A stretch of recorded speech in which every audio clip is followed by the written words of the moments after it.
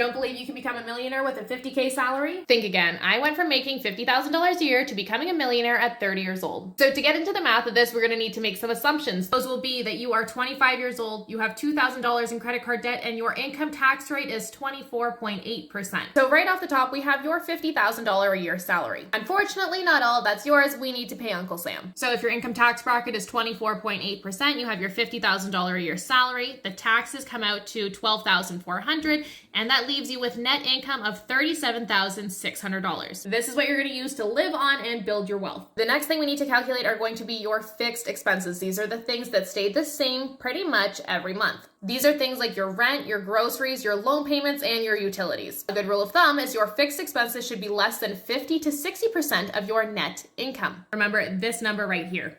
Now, since we are working towards millionaire status, we want to cut our expenses as much as possible without sacrificing our lifestyle. This is so we have more money to put to work for us, and more on that soon. Now, let's say you use the strategies that I share in some of my other videos and you negotiate your rent, you negotiate your debt, you negotiate your bills. This way you get those fixed expenses to less than 50% of your net income. Again, don't get hung up here. This is all stuff that I teach my students, and it is so much easier than you think. At 50% of your net income, that's going to bring your fixed expenses to $18,800 for the year, or bi-weekly, that's going to be about $723. We're doing this bi-weekly because typically people get paid every 2 weeks. Now, this money right here, this is what you're going to be using to enjoy your life and get rich. Now, here's the secret sauce. Most people are going to see this money, they're going to spend it on what they want, and then save and invest whatever's left over. This will never build you wealth because you are actually paying your future self last in that scenario. Instead, we want to pay our future selves first. To do this, you're going to set up automatic transfers from your account every time you get paid into your goals accounts. Take your brain out of it so we can take self-sabotage out of it as well. Now, what should your goals be? The number one goal should always be finding ways to enjoy your life while building wealth. When I started working towards becoming a millionaire, I still traveled, I still shopped, I still ate out. But I followed my principle of WPM, or why pay more, which is essentially if I can get the same benefit for less,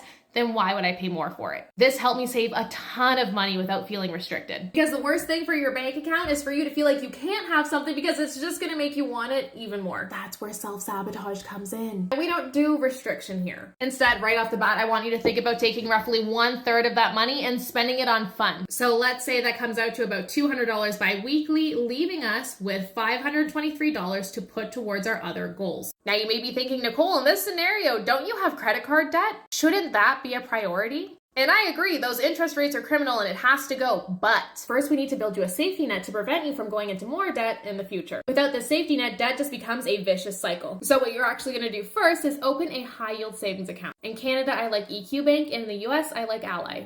This is like a regular schmegular savings account, except it's going to pay you more money. And it's going to be separate from your everyday spending, so you are not tempted to put money into your savings and then transfer it right back over to your checking. Before you start working towards any of your other goals, you are going to save up $1,000 in this account. This is going to be your baby emergency fund. You're going to save this for 6 weeks. You're going to put $333 every time you get paid to build that up. After you build that up to be $1,000, you're going to start transferring $100 every 2 weeks into this high yield savings account for your emergency fund. You're going to do this until this account has 3 to 6 months of bare bones expenses in it. Now, once your baby emergency fund is saved, that's when we're going to start beefing up those payments to that credit card, getting that credit card balance down. We're also going to do this bi-weekly, and it's going to be $200 every time you get paid. Doing this will pay off that $2,000 balance in about 6 months with about $112 in interest paid if you're at about 19% interest. Now, if we have about $300 bi-weekly going to our emergency fund and our debt, that means we've got approximately $450 a month that we can play with to start building our wealth. How are you going to do that? You're going to open an account with a brokerage. In Canada, I like Wealthsimple and Questrade, and in the US, I like Vanguard and Fidelity. If you're making $50,000 a year, your best bet for the type of account that you're going to open is probably a TFSA in Canada and a Roth IRA in the United States. This is because of the tax bracket that you are in. The great thing about these accounts that I just mentioned is that they grow your money tax-free. So next, you're going to set up an automatic transfer for $450 a month into that account that you just opened. You're going to buy something like an index fund or an asset allocation fund or a target date fund. You're going to leave this alone. You're going to let it grow. You're going to let the transfers keep going there. And this will lock in your millionaire status with just a few clicks, because that $450 a month will grow into over $1 million